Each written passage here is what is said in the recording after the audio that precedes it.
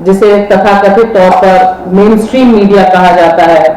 अलग अलग शब्द हैं, गोदी मीडिया भी है, कॉर्पोरेट मीडिया है, मेन स्ट्रीम मीडिया है।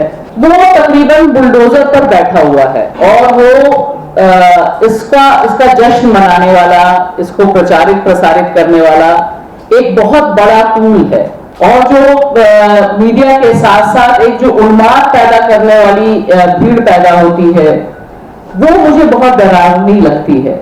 बड़े पैमाने पर कोशिश हो रही है कि दरअसल अब देश ऐसे ही चलेगा। एक हिंदू फासिस्ट स्टेट कैसे ऑपरेट करता है, इसकी सबसे बड़ी तस्वीर बुलडोजर इनजस्टिस है। सारी न्यायपालिका अपनी जगह मौजूद है, लेकिन बुलडोजर पर एक शब्द निकलना मुश्किल है कि हम बुलडोजर के साथ एक इनजस्टिस का शब्द, अन्याय का शब्द चस्पा कर दें।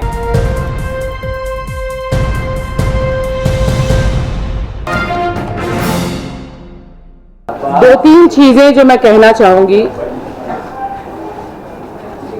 आपने मीडिया की बात कही और निश्चित तौर पर मीडिया की जो भूमिका है सिर्फ बुलडोजर ही के मामले में नहीं, लोकतंत्र की जब इमारत गिर रही है तब बुलडोजर के साथ साथ उस पर बैठकर जो मीडिया और खासतौर से जो कॉर्पोरेट मीडिया है, जिसे तथाकथित तौर पर मेन स्ट्रीम मीडिया कहा जाता है, अलग अलग शब्द हैं, गोदी मीडिया भी है, कॉर्पोरेट मीडिया है, मेन स्ट्रीम मीडिया है, वो तकरीबन बुलडोजर पर बैठा हुआ है और वो इसका जश्न मनाने वाला, इसको प्रचारित प्रसारित करने वाला एक बहुत बड़ा टूल है।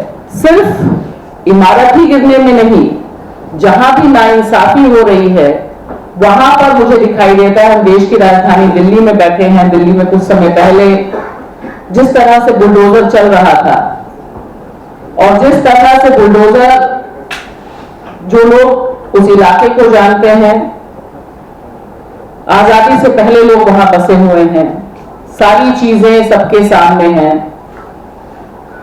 तो आप देखिए कि उस समय भी जो मीडिया था और जो मीडिया के साथ साथ एक जो उन्माद पैदा करने वाली भीड़ पैदा होती है, वो मुझे बहुत डरावनी लगती है। खास तौर से देखिए, बहुत अच्छी बात है कि आप ये रिपोर्ट लेकर आए हैं।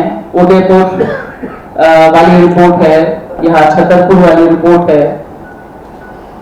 इससे कम ये बात दर्ज होती है कि जो नाइंसाफी है, उस नाइंसाफी के कितने पहलू हैं, उनको हम ब्लैक एंड व्हाइट में लिखने के लिए तैयार होते हैं। अक्सर ही लोगों के अंदर हताशा आती कि इस तरह की फैक्ट फाइंडिंग टीम से क्या होगा, हासिल क्या होगा, लोग जाएंगे, लोग रिपोर्ट करेंगे, देन व्हाट। मुझे लगता है कि आंसर यही है कि अगर ये नाइंसाफी जो हमारे दौर की है, अभी हर्ष ने बात की इजराइल की, अभी मैं प्रोग्राम करके आई हूं गजा पर, अगर वहां पर पत्रकार जो जान को जोखिम में डालकर इजराइल का जेनोसाइड चल रहा है, अगर उसे डॉक्यूमेंट ना करें,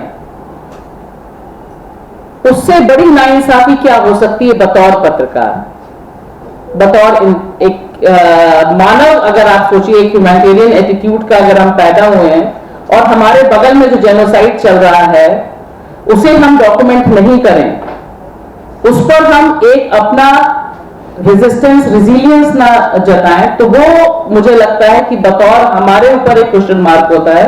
तो ये एक क्वेश्चन मार्क खड़ा करना, इस रिपोर्ट को सामने लाना, यह बहुत इंपॉर्टेंट है। और उससे भी ज्यादा जरूरी है, यहाँ पर जितने लोग इस कमरे में हैं, सब लोग फोन से, छोटे छोटे कैमरे से, बड़े कैमरे से, जो इस रिपोर्ट पर रिपोर्ट करने के लिए आए हैं, दरअसल वही जमहूरियत की ताकत है, वही इस बुलडोजर राज, या जिसे कहते हैं लोग आज की तारीख में बुलडोजर जस्टिस। कौन कहेगा कि ये बुलडोजर इनजस्टिस है? ये हम सभी कहेंगे जो यहां पर हैं, और हमारे माध्यम से जो लोग जुड़ रहे हैं वह कहेंगे, उन्हें पता चलेगा कि क्या हुआ।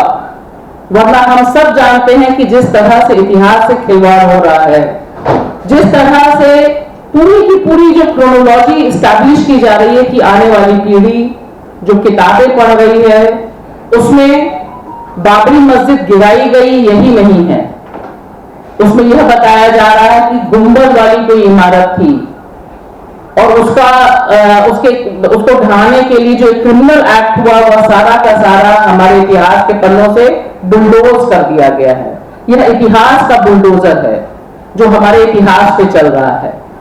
तो आप देखिए कि आज हम जब यहां बैठे हैं, आज ही के दिन कलबुर्गी की शहादत हुई थी। आज ही के दिन 2015 में कलबुर्गी को मारा गया था। क्यों मारा गया था कलबुर्गी को?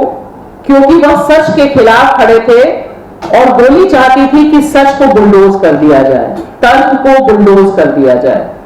ये जो एक पूरी प्रक्रिया है आज की तारीख में, जिसे बिल्कुल सही कहा हर्ष ने कि पहले उनकी जरूरत थी लिंचिंग के जरिए एक खौफ पैदा करने की। ऐसा नहीं कि लिंचिंग बंद हो गई है। आज जब हम बात कर रहे हैं, देश के कई हिस्सों में इस समय भी कितने लोगों के ऊपर हमले हो रहे हैं, हम उसकी रिपोर्ट ही नहीं हो रही है।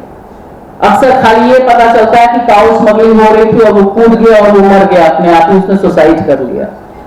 तो इसके जरिए जो मुझे खतरा दिखाई दे रहा है कि एक बड़े पैमाने पर कोशिश हो रही है कि दरअसल अब देश ऐसे ही चलेगा। एक हिंदू फासिस्ट स्टेट कैसे ऑपरेट करता है, इसकी सबसे बड़ी तस्वीर बुलडोजर इनजस्टिस है।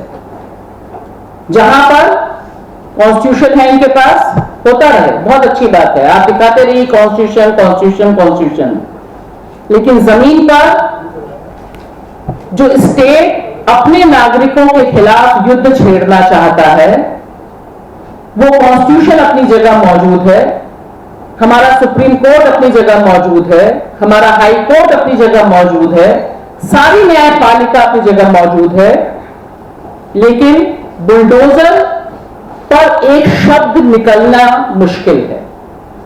क्योंकि देखिए, ये मुझे लगता है सवाल उठाया जाना बहुत जरूरी है।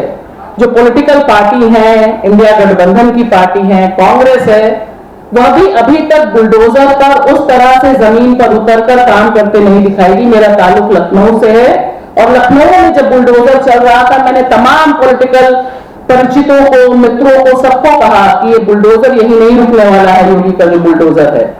अभी आप अकबरपुर से, ठीक है कि अकबरपुर में मुसलमान रहते हैं, लेकिन वहां मुसलमान नहीं रहते खाली। आज की तारीख में कम से कम जब कांग्रेस के नेता का घर गिरता है मध्य प्रदेश में, तब कांग्रेस मजबूर होती है बुलडोजर इनजस्टिस पर पब्लिकली आने के लिए। लेकिन यह सोचना जरूरी है कि बुलडोजर पार्टी नहीं देख रहा और बुलडोजर सिर्फ और सिर्फ धर्म भी नहीं देख रहा, वह गरीब के ऊपर भी है, वो महिला के ऊपर भी है, वो आदिवासी के ऊपर भी है, और वो दरअसल देश के कॉन्स्टिट्यूशन के खिलाफ है, वो इस देश के मीडिया के खिलाफ है। क्योंकि जो लोग रिपोर्ट कर रहे हैं, जब हम बात कर रहे हैं, आप देखिए योगी जी लेकर आए हैं सोशल मीडिया पॉलिसी, उसके तहत तो आधे जो यहाँ पे लोग हैं, आधे क्या करिए 99% या सारे ही लोग सभी एंटी नेशनल काम कर रहे हैं आप, क्योंकि आप उनके बुलडोजर को क्वेश्चन कर रहे हैं। तो ये जो हमला है, ये हमला एक हिंदू फासिस्ट स्टेट कैसे होता है, जहां पर कानून सिर्फ राजा का चलता है। राजा का चेहरा अलग अलग हो सकता है, मध्य प्रदेश का मुख्यमंत्री हो सकते हैं, राजस्थान के मुख्यमंत्री हो सकते हैं, उत्तर प्रदेश के मुख्यमंत्री हो सकते हैं, देश के गृह मंत्री हो सकते हैं, असम का हेमंत विश्व शर्मा हो सकता है। ये सारी जो बुलडोजर चलाने की प्रक्रिया है, यह पूरे देश भर में फैली हुई है, जिसका एक हिस्सा हमें कोलकाता में भी दिखाई देता है।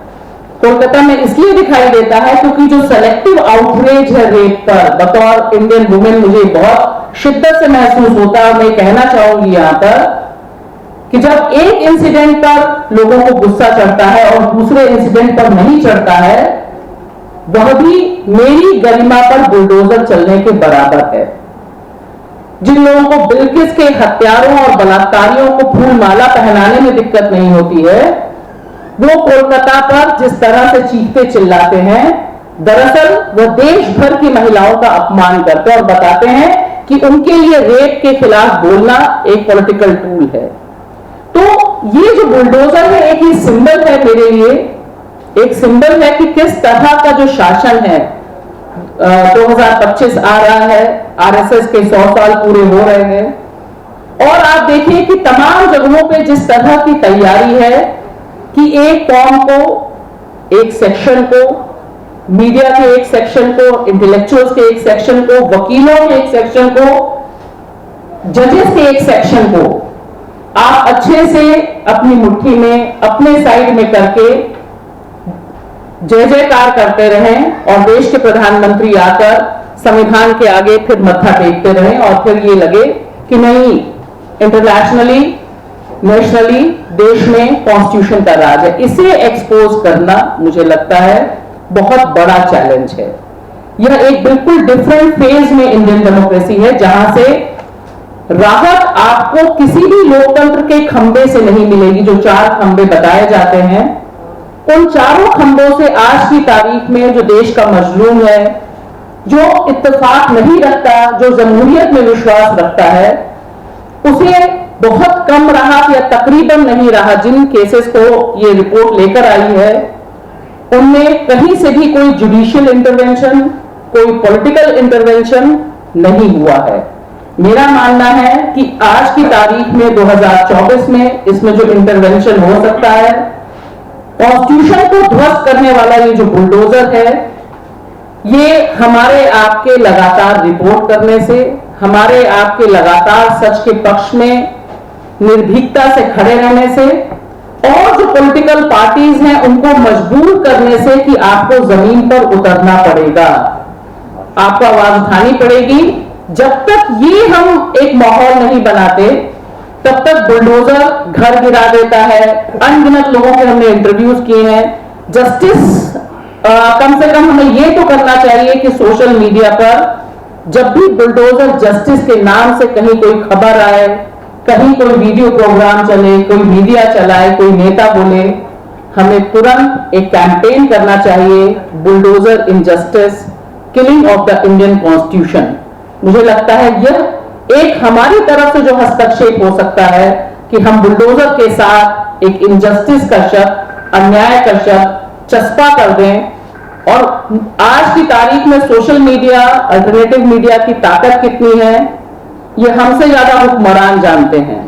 तो अगर इस तरह के कैंपेन, इस तरह की रिपोर्ट्स और लगातार बुलडोजर को इनजस्टिस और देश की जमहूरियत, कॉन्स्टिट्यूशन के खिलाफ एक टूल के तौर पर अगर हम बात कर सके, तो निश्चित तौर पर एक पॉलिटिकल प्रेशर क्रिएट हो सकता है।